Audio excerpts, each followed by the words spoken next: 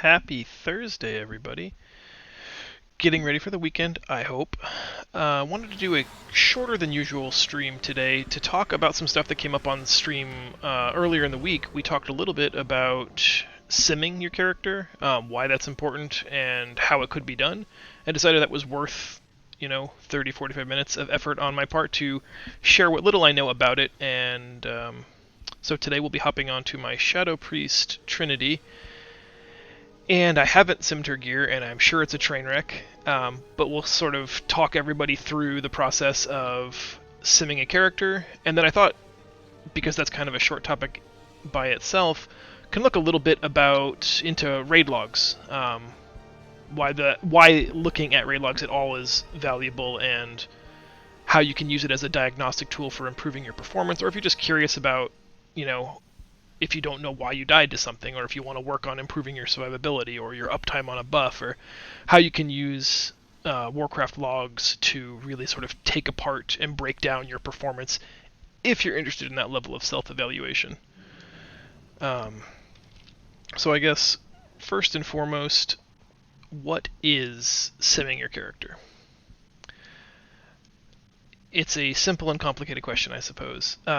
Simming, short for simulating, you are going to ask an advanced computer AI to run hundreds or sometimes even hundreds of thousands of permutations of a simulated combat between your character using the talents you select in the gear that you tell it to use against a scenario. The most common simulation is going to be against like a single target boss fight with very limited mobility. Often referred to as a patchwork fight, based on the raid boss of the same name. Oh no. Cap and Dak says the stream is frozen. It doesn't appear to be for me, but if somebody else could tell me if I'm having technical issues, that would be awesome.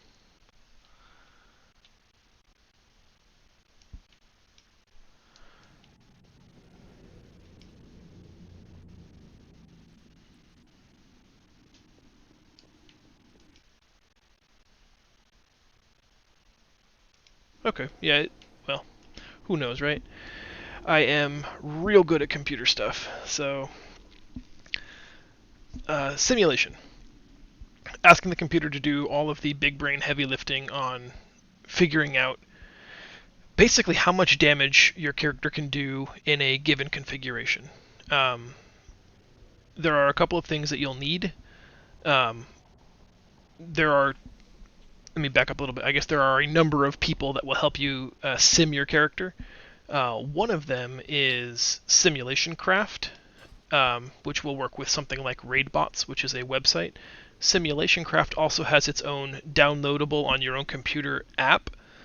I would steer you away from that one because using your system resources can actually be quite intense, and sometimes that means you're not going to be able to play WoW while you're simming. Whereas using their web-based app, it's all cloud-based stuff, so I guess it's better to have someone else's computer be doing all the heavy lifting while you're gaming and simming.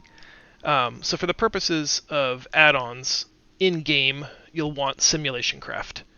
The other big simulation tool that's available out there is Ask Mr. Robot. So if you're going to go that way, you'll need the Ask Mr. Robot in-game add-on. So either way, you'll need either Simcraft or Ask Mr. Robot. And you also will want to consider something like Pawn, P-A-W-N, as an add-on too. We'll talk about those once we get into the actual simulation. It'll make more sense at that point, I hope. I think between the two chief options, which are Simulationcraft and Raidbots working together, or as Ask Mr. Robot as its own separate thing, I really like the paid services on Ask Mr. Robot. I have a subscription there, full disclosure. Or rather, I guess I should say I have access to a subscription there. The premium service is better. I like it a lot.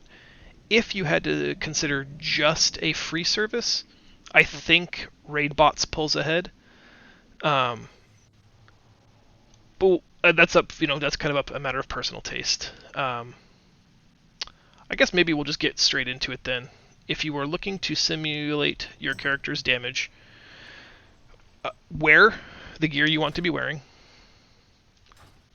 have assigned the talents you want to be simming.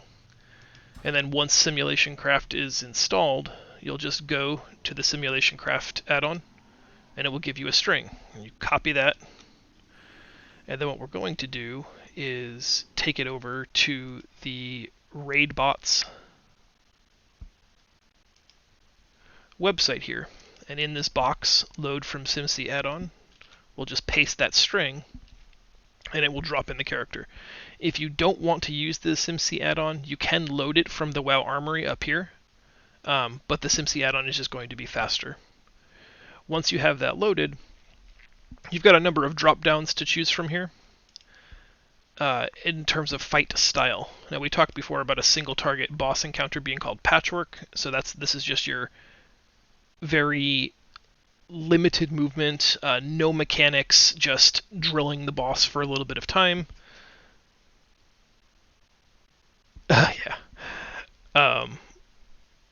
The Dungeon Slice is a new addition to Raidbots. That's going to help simulate what your DPS would look like in a dungeon environment, like a Mythic Plus Key scenario.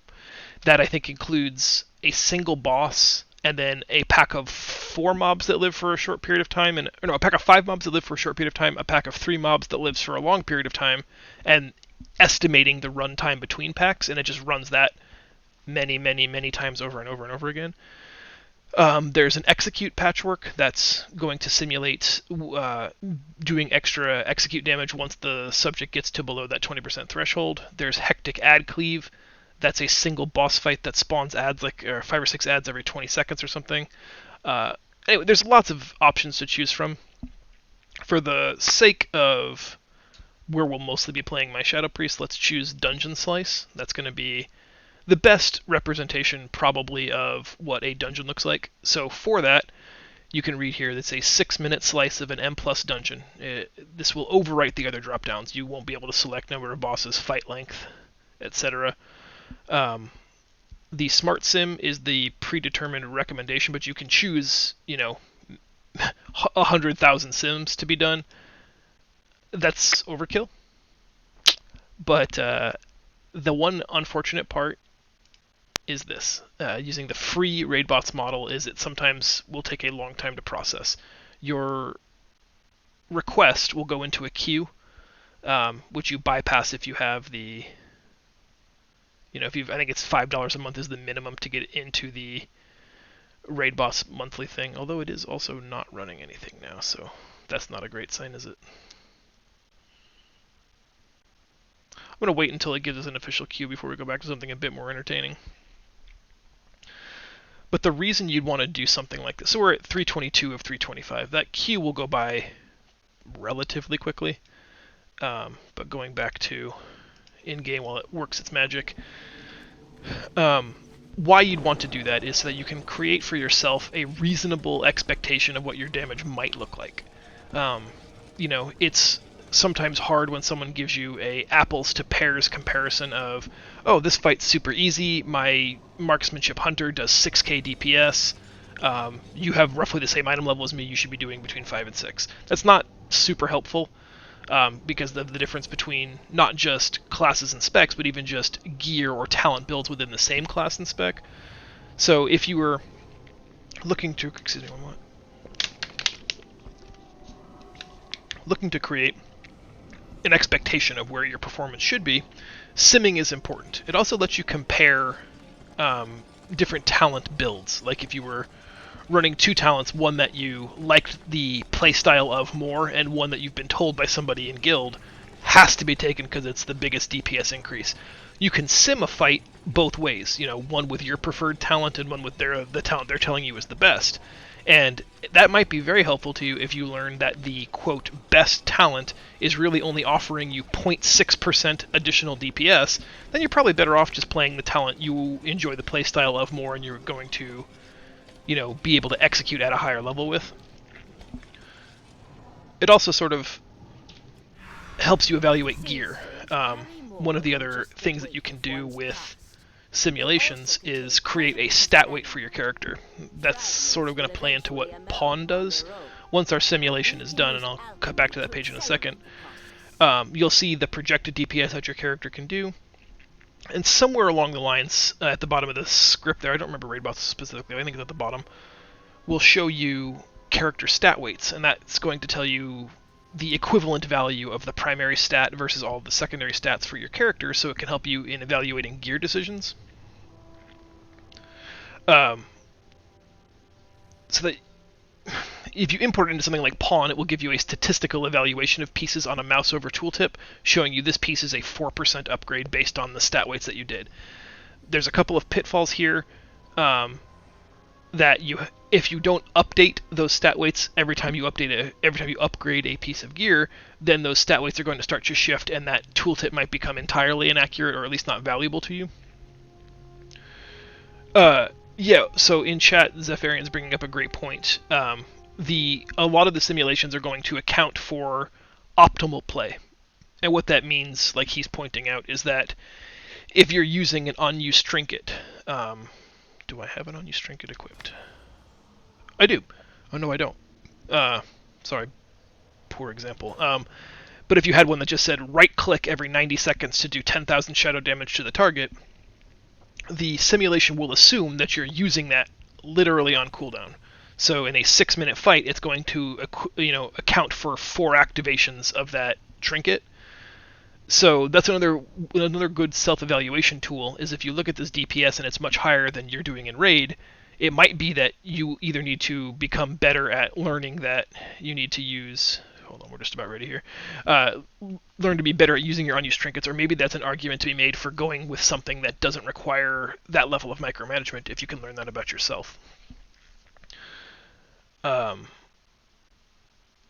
So here we are looking at the Raidbots simulation. This is my Shadow Priest Trinity. It's projecting in a single target patchwork style fight, just shy of 4,800 DPS. I sincerely doubt that I don't think I have the skill to do almost 5k DPS with her. But in the correct hands, using this current talent build, someone could. So this is a breakdown of all of the DPS and where it will be coming from. Oh, sorry, this wasn't Patchwork. This was our dungeon, our Mythic Plus Keystone evaluation, which is why Searing Nightmare is showing to be my highest damaging ability. In a Keystone, it's likely to account for almost 16% of my total damage done. That makes a lot of sense. Shadow Crash being another big thing there. It, again, will also assume you're using all of your buffs. So I guess just another friendly reminder, if you're doing content where damage is relevant, you want to make sure you're using everything to your advantage. So, as a Shadow Priest, if I don't have Arcane Int, if I'm not flasked up, if I don't have the correct stat food, if I'm not using an Augment Rune, all of that will decrease my DPS below this number. So if I don't food, flask, pre-pot, etc., I'll come in at 3,900 DPS. Or lower potentially. If I don't have enchants on my gear, that's going to affect my DPS. So yes, this is showing you the best case scenario, and I think it's totally fair to agree to grade yourself on a bit of a curve, as is discussed in chat here, like the 3/4 margin of error.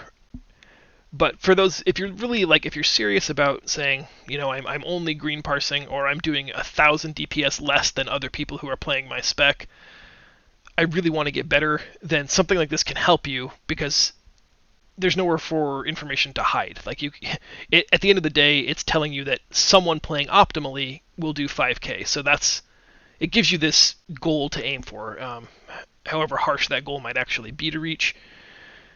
The other valuable information on this is somewhere there should be stat weights. Oh, actually, that might not give it to me here because of the group setting. Let's go back and run a simulation on a single target boss, just so we can also see that information. Much longer queue this time.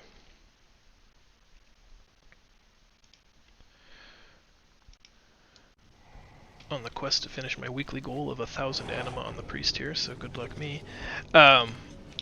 So again, it's like evaluating anything. You're only going to get out of it what you put into it, but it is helpful in sort of self-diagnosing some bigger problems. It's it's helpful to see like glaring errors. If you're talking about micromanaging 1 or 2% out of something, this is probably, it can help you, but I feel like that problem is likely not going to be.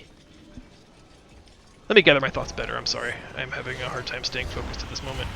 The single greatest thing you can do to improve your DPS, as I've said many times in Raid, is just knowing the content, whether it's a Raid boss fight or a dungeon that you're queuing up for, knowing what's going to happen next, when there will be vulnerability windows, when you know you have to move for 10 seconds straight. All of those kinds of bits of knowledge, that metagame knowledge, will improve your DPS far more than restacking versatility versus crit or having to regem for mastery. Which that like player knowledge isn't going to show up on any of these, Warcraft logs or on any simulation. The reason that I like the simulation is because it's showing perfect play, which I'll never achieve. Most of you will probably never achieve, but it does sort of help eliminate, it illustrates rather that the single greatest thing you can do to improve your performance is just pay attention and do a little bit of light reading about the content you're planning on performing in. Yeah, I think that's a fair statement. Let's see if it's done. It is not, but we're close.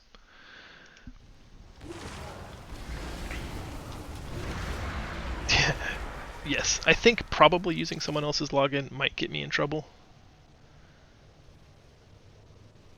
Yeah, that's a fair point. Do you know the names and abilities of your class without looking at your spellbook? It is entirely fair to. I wish that they had created a slider, and I think maybe I wished for it so much that I made it up. Some kind of slider on the simulation that just said, like, I am going to always aim to green or blue parse, so can we just like nudge that down a little bit, and let's say I'm a classic 60%er, so you could grade on a curve. But alas, no such luck. You will be held to the highest standard of excellence by Raidbots. We're just about ready here, so we'll screen share the single target simulation again.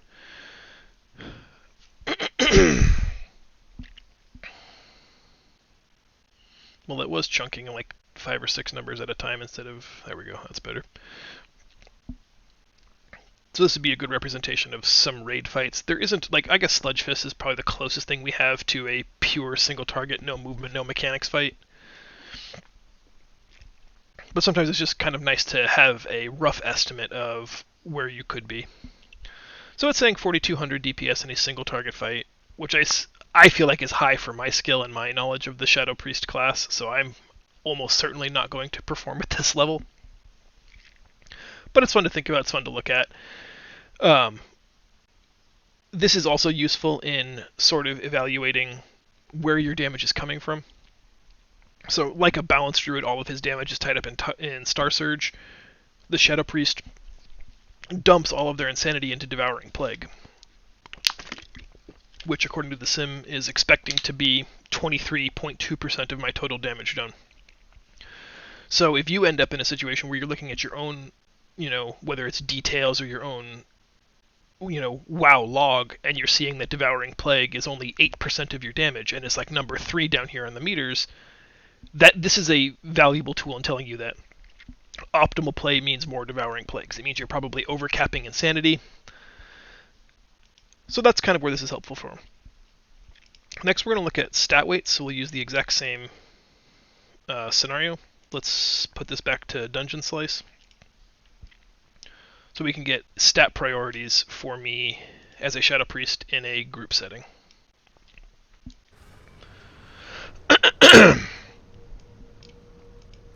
Does everything make a little bit of sense so far? Are there any questions?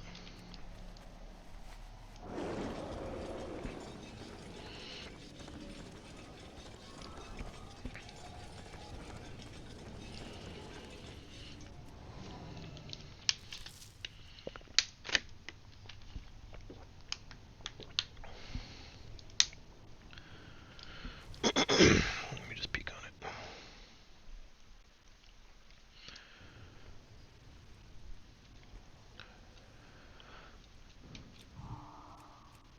I know this is a not a popular opinion, I do not like the Zone of Revendreth.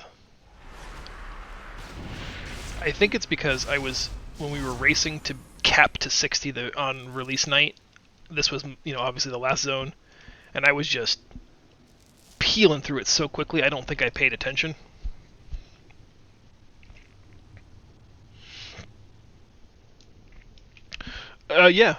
Sorry, cutting away to reading chat. Zephyrian has a big brain play for people if you've got a questionable decision or you've got several options to make with your Great Vault. You can actually sim that gear using his prescribed method here to see what's going to be numerically the best upgrade for you if you are uncertain. So what we're simming for now using the Simulationcraft tool through Raidbots is getting stat weights for the Shadow Priest. If you go to something like Icy Veins or Wowhead and you read a strategy guide, they will give you a rough tier of stat weights. And, for Shadow Priest, I'm sure it's going to say that haste is number 1. Well, actually, I'm sure it's going to say that int is number 1, but as far as most important secondary stats, haste, then probably crit would be my guess. The problem is that's not personalized at all. If you have already 26% haste, but only 4% crit, there will be a tipping point where even though crit is your second most valuable stat, getting a little bit of crit when you have none is way more valuable than getting a little more of haste once you have a ton. Probably not a problem we're going to have in Castle Nathria, but it's important to sort of think about that. And getting stat weights like this whenever you upgrade 1 or 2 significant pieces of gear and keeping those stat weights on your character with an add-on like Pawn helps you evaluate pieces of gear kind of in a snap decision when somebody's in raid says, hey, do you want to trade? Can I trade this to you? Who wants this piece? Or even if you're deciding whether or not to offer a piece of gear up for trade, like if you have a 200 ring and another 200 ring drops, something like this can help you if you're not sure what you're looking at. If it's, haste crit versus haste verse, and you already have a ton of crit, like the haste verse ring, while versatility is your 3rd or 4th most valuable stat, might actually end up simming for slightly higher DPS if you have no versatility. Let's cut back to this now. It's just about done processing my stat weights. As you can see, we're 27% of the way through. It also sort of helps you decide what kind of food, gemming, and enchants you want to do. Especially once you start hitting higher secondary stat values, you'll see that you might have to regem or re-enchant gear for different secondary stats. Once you hit like a breakpoint of 24% haste, suddenly crit might become as valuable or more valuable than haste, where you actually will pick up DPS by changing all of your gems from haste to crit, or changing all of your enchants from haste to crit, or just something as simple as, I'm going to start using crit food from now on whenever we're not doing feasts. These are small micro adjustments, right? None of this is going to change your 2000 DPS to 6000 DPS, but it's part of a process, and it's part of a mentality of understanding what the numbers do for you. I'm just trying to stall for Raidbots at this point. This is Ask Mr. Robot. We can talk about that briefly while the other thing is working. Ask Mr. Robot will require using the AMR in-game add-on tool, just like this. So just like Simulationcraft, just like the Simulationcraft add-on, Ask Mr. Robot has its own proprietary thing that you'll have to copy-paste. And then from there, you'll take that back to their website. We'll do a single sim. We'll paste this information from the AMR add-on. And it did not take. Why didn't it take? Alright, well, this one's done. Sorry to be all over the place, guys. I just hate dead air. So here's the stat weights. It's telling me that intellect has a value of 3.25 damage per point of intellect. So basically this puts me in an item level as king type situation, because none of the other secondary stats even begin to approach the value of intellect. At 3.25 DPS per point of intellect, I will almost always want to take the higher item level piece of gear. So unless the disparity in item level is very small, or you're talking about item levels of the same value, then it's worth looking at secondary stats. But at, it's twice as good as haste, crit, mastery, or verse. 3 times as good as Verse. So this sort of helps inform decision-making processes. If you have a piece of 197 gear versus a piece of 200 gear, then you might want to look at what the secondaries are on it. If you have a piece of 197 gear and a 213 drops, you're just going to put the 213 on, even if it's Verse Mastery, mostly. But this helps you evaluate those gear choices, rather. Haste, as we guessed, is going to be my most valuable secondary stat, but as you can see, it's worth only half, approximately, of what Int is worth. But there's this really cool pawn string down here that we can copy and paste, and I'll show you what we're going to do with that. So we're going to copy that, and we're going to go back here, and in the pawn add-on, in the lower right-hand corner of your character screen, you have a pawn box.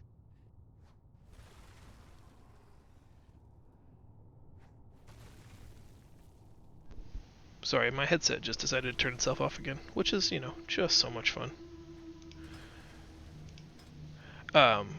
From here, we'll click on Scale, and we can import our own scale, where we'll take that pawn string that we had before, paste it in,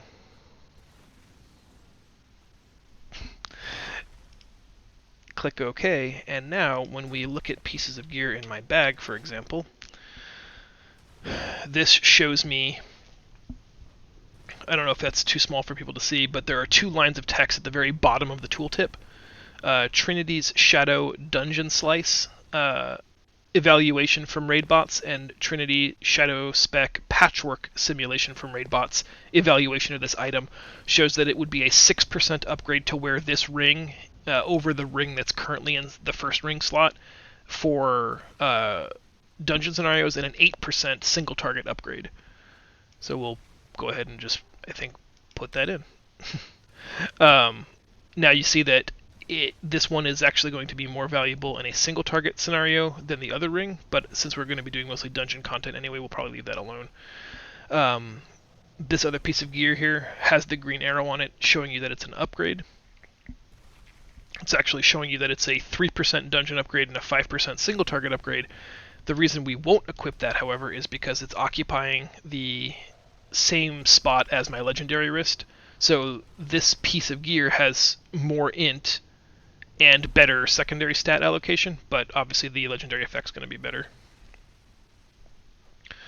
So that is the nuts and bolts of why you'd want to find secondary stat weights for your character, input them on pawns so that you can get something like this. There are many, many add-ons that will do it. But having that kind of at-a-glance knowledge is very helpful. Any questions on simming or secondary stat, pawn strings, or anything we've talked about so far before I jump into something new?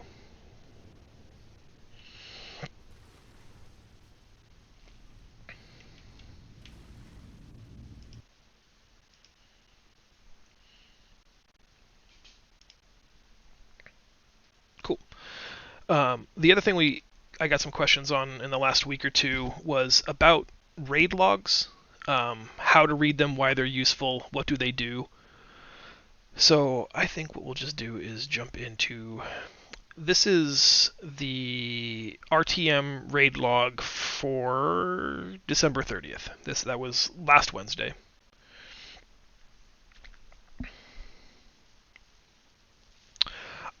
I don't personally. I try to make. I'm a cheap man. I try to alter every aspect of gameplay before I spend money to fix the problem. If you start getting really close to that estimated DPS number, though, and you're still coming up short, and the game is telling you that you need to, have a different weapon enchant, or you need to regem for crit, I mean, definitely make that change. Provided it's not prohibitively expensive for you to do. If you can afford the gold cost, then I think it's probably worth doing. My personal preference is to look at other things first.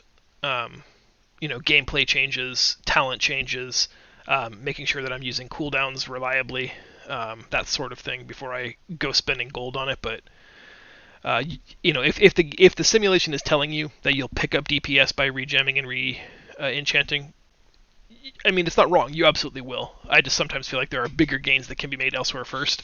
But if you've got money and you don't mind spending it, it will improve your DPS. So this is last Wednesday. Let's just arbitrarily look at Artificer Zymox. This is the Kite the Ghosts Seed Team Giant Sword in the Ground guy. So I just clicked on that boss name. This is the total summary for the fight, and there's an inapproachable amount of information here. So, looking at it from the position of a DPS who's looking to evaluate their performance and possibly improve, we'll go to the Damage Done tab, since DPS is mostly all about doing that damage. And because I only have consent to look at one person's logs, we're going to pick on Destiny Eyes a little bit. So you can see our top performer to Zeph, who as a Resto Shaman only did 34 DPS. We'll be talking to him about that at some point in the future. All the way up to Reflex, who did 3600 DPS on this fight. Everybody falls somewhere in between. This shows you, just left to right, your total overall parse. So Destiny had a 53 percentile parse, meaning that I think I specifically chose a fight where you weren't dead on. I mean, she's performing about as good as the average. She is performing better than half the people, but there is also another half of the assembled group of mages that are performing better than her. So she's right in the middle of the pack. It's a great place to be.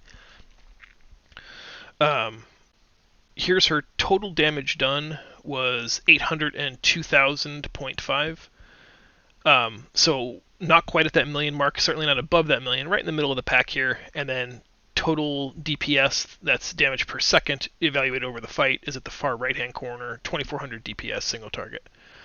This active percentage shows you how much casting you were doing. So for, almost 3.5% of the fight, Destiny was not casting. And the number one rule of this game really is kind of always be casting. So there's obviously some room for improvement there. The next column over to the left is eye level percentile parsing. That shows you how well you did relative to other frost mages at your item level. Well, I guess your spec at that same item level. So as you can see, there were 2,870 frost mages in the item level bracket of 198 to 200. So yeah, she is far above average, just not at frost maging. So there were almost 3,000 frost mages in this item level bracket. Destiny's item level was 199, putting her squarely in that bracket. And again, she's performing, she's right in the middle of the pack. There are 60% of the mages out there are going to do more DPS than her on this fight, and she's doing, more than some. If you want to look at like a deep dive into the fight, clicking on just her name or your name on a WoW log will take you through basically ability by ability breakdown. So as expected, most of her damage is coming from Ice Lance. Up here from the top again, you can look at something like damage taken to see where your character is getting hit from. So that's totally acceptable. That's very reasonable damage. Glyph of Destruction is higher than I would have guessed, and that's a result of two things. Either the tanks not being far enough away from the stack group when we detonate, or Destiny lingering too close to where the tanks are taking the glyph when they explode. So in this instance, I think Destiny did a great job. She was right where she was supposed to be. This isn't a ton of damage. But if for some reason Glyph of Destruction was your number one damage taken ability here, this is, I don't want to say completely avoidable, but largely mitigated by gameplay. So the tanks have to get, it's the taunt swap basically mechanic for tanks. We get 8 seconds and then we explode, boom, in this giant burst of damage that falls off based on on distance. So if this was your number one damage taken ability, that's a really big diagnostic cue for me looking at it going, well, two things were wrong. Either Andrew and I were tanking poorly and we were just not getting out in time, which you would see that as everybody's number one damage taken effect. So we would look at, a few other raiders and see what their number one, look at their damage taken slide and see what it was. And if that was the case for everybody, then yeah, we did a bad job. We weren't getting out in time. If we look at it and everybody else is not taking a ton of damage from Glyph of Destruction, but only Destiny is, you could look at that and say, well, probably you are positioned too close to where the tanks are dropping that bomb off. If you go to the other side of the room or stay with the melee stack group when you're uncertain, you'll take considerably less damage from that ability, decreasing the likelihood you're going to die, or at the very least just making the healers' lives easier on a challenging fight. All of that said, the best thing to do if you're looking to improve your performance, if you just copy this, you can take it to something called WoW Analyzer at wowanalyzer.com. Just copy the Warcraft logs link, like the ones that Andrew posts in our Discord, and just drop it in there. And then this will help you really, really take a deep dive on what your character is or is not doing well. So looking again at that Artificer Zymox kill, you can click on that. This will show everybody that was there. But again, we're only going to really deep dive on Destiny because she's already awesome and we all know it. But we'll click on her. This gives you a very detailed accounting of everything that happened to Destiny and by Destiny in the fight against Artificer Zymox. It will break down in very cruel, very harsh terms exactly what you did wrong, and then make suggestions about how to fix them. If you are looking to improve your gameplay at all, I think this is an invaluable diagnostic tool. Again, like parsing, like everything else we've said, like simulations, do not become a slave to this stuff. Do not take it personally. And if you are happy playing where you're playing, then there's no reason to do this stuff. This is an introspective look inside yourself, and if you want to get better, this is a useful tool. But as you can see, like these major problems with the arrows, I mean, that it hurts me just looking at it. There is no kind way to have your performance evaluated when it's poor. But hopefully, if you are trying to evaluate your performance, you realize that there might be a problem, and this is the solution, or at least a solution. So it'll give you some advice. The first on the checklist is making sure that you're using your cooldowns correctly. So as you can see here, she used Icy Veins very, very well. She had 91.63% uptime on it, and Frozen Orb at 88.79% uptime. Now that number to me looks like we probably could have gotten one more Frozen Orb in the fight. And we'll confirm that by looking down here in the suggestions category. And actually, no, it's not. Okay, cool. There are fights where, like at 80-ish% Frozen Orb uptime, there was probably a chance to squeeze in an additional Frozen Orb. That's not a problem that we're having. The next majorly important diagnostic tool in looking at a Frost Mage is Shattering. You have to make sure that you're getting that almost, depending on your secondary stat weights, 100% crit chance on frozen targets. What that basically means is sending 2 Ice Lances into frozen targets whenever they're debuffed. So in this fight, Destiny did very, very well. 98% success at shattering Ice Lances. So not a lot of room for improvement there. Using your procs effectively, however, you can see that it's become this angry, disapproving, light red, deep orange. Actually, according to this, Destiny, you actually did a fair job on that fight. You didn't really mismanage any. You didn't have too many hard casts into Winter's that you missed. You missed a few, but this is a vast improvement to where you were last month. So this is where we can see you used all of your Fingers of Frost procs 100% of the time. That's awesome. Those are a huge chunk of your damage. Those empowered Ice Lances, big damage. Well done, 100%. Now, if you look at this, Brain Freeze procs, it means that it's telling me you only hit 75% of them. Which means, unfortunately, you either let it expire or you overwrote an existing Brain Freeze proc. So because Brain Freeze, the instant cast, what is it called? You know what I'm talking about? The 3.5 second spell that's only instant with Brain Freeze. Oh my god, it's gonna kill me. Flurry. Um, Flurry is a big chunk of damage by itself, plus the Flurry will also let you shatter an Ice Lance into it, so it's very important that we use these in a time-efficient manner. So seeing that you only had 75% success on this means that you either didn't get rid of a Brain Freeze proc before that proc expired, I think you have 10 or 12 seconds, which means you sat on it too long and you didn't make use of it, or it means that while you were waiting for an optimal time to use the one you had, a second one procced, which is, again, lost DPS. That's money you're leaving on the table. And then the other thing that I think almost everybody's going to get dinged for is downtime. You had 13% downtime, which is not great. You only had to cancel your casts 1.5% of the time, which means you're doing much better at using, Shimmer to cast while you're blinking, presumably. But the huge mistake here, the biggest room for improvement is you were only active 60% of the time during your Icy Veins window. So this alone can create a significant increase in your DPS.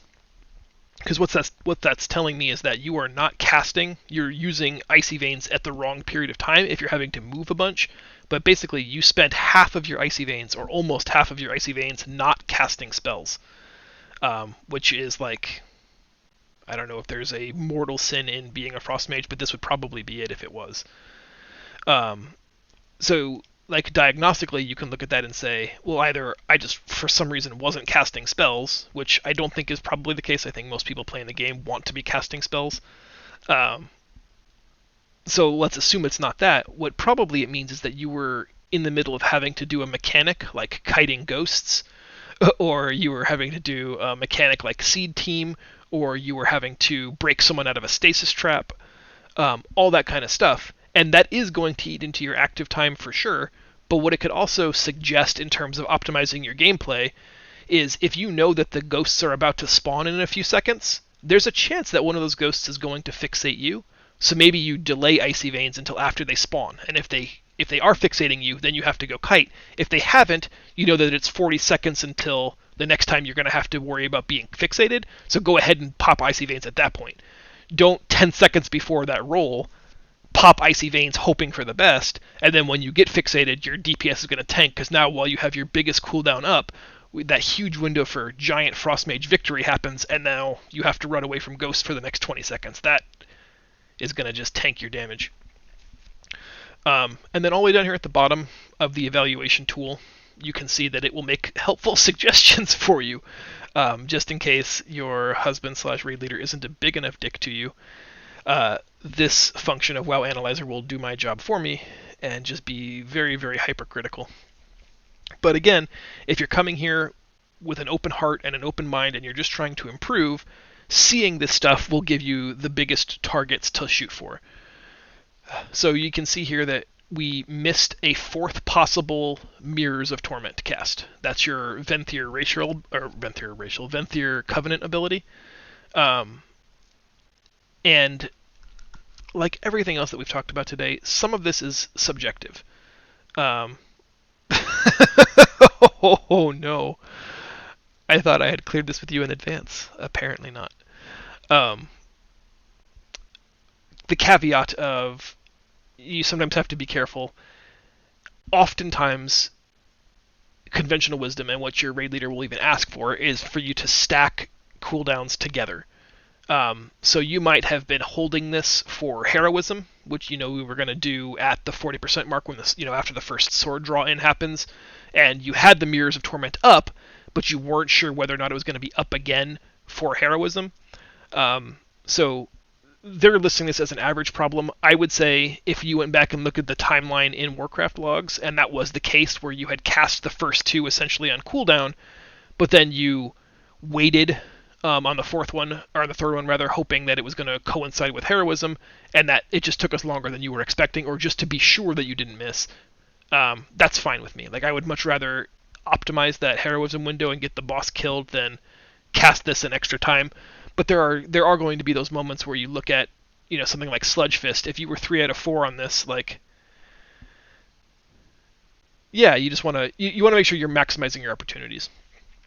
Yeah, I don't think I need to drill down any further on Frost Mage areas of opportunity for improvement specifically, but anybody who's curious should do this and look at it.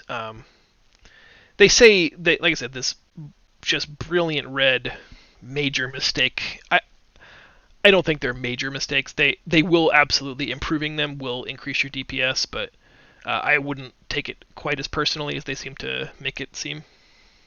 Exactly, Zeph. Yeah, it hurts to read, but it's useful. It is kind of like listening to your mom. That's all I've got for interpreting raid logs, looking at simming your character to create that threshold of minimum expectation, and how you can use it to evaluate stat weights. I think probably that will just cut the stream a little bit short today, unless somebody's got questions.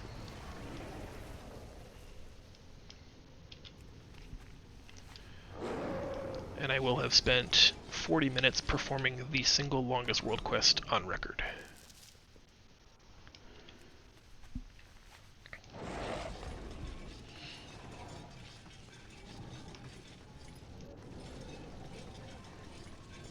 Alright, well, if there are no questions, I am going to call this a short stream. Because I don't DPS, unfortunately.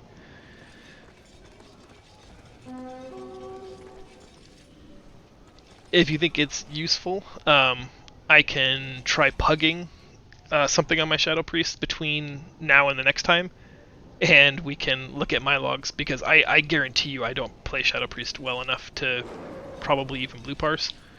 And that could be a fun diagnostic tool also. And unfortunately, like, tank DPS is important, but not really a valuable metric.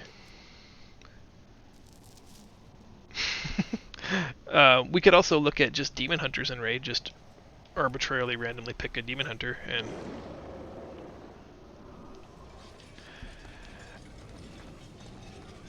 no, not so much. Fair enough. Alright guys. I will try to pug something. Maybe I'll try the raid finder, dip my toes in LFR and see how just horrible that is, and we can all laugh at my inability to play Shadow Priest well. Although I did get this legendary, which is simming the best, so hopefully that'll help my situation. Alright everybody, I know I talked a bunch. If you've got any individual questions, we can talk about it in group coordination, or you can hit me up after raid if you want me to help you look at your stuff. But yeah, don't, and I guess like for me the biggest takeaway is don't let someone else do this work for you and then tell you that you're doing something wrong. This is only information that I would want you to go out and find for yourself. If you feel like you want to improve, if you feel like there's an opportunity to improve, this is something you should do, kind of on your own for yourself. And please come at it in that healthy sense of, I'm trying to get better. Don't look at it as a, why do I suck? God, I suck. I need better gear and nothing makes sense. This is just a way to help you get better if that's what you want. Alright everybody, thanks for watching. I'm going to go do some chores before Mythic Key time. Everybody have a good night. Thanks for watching.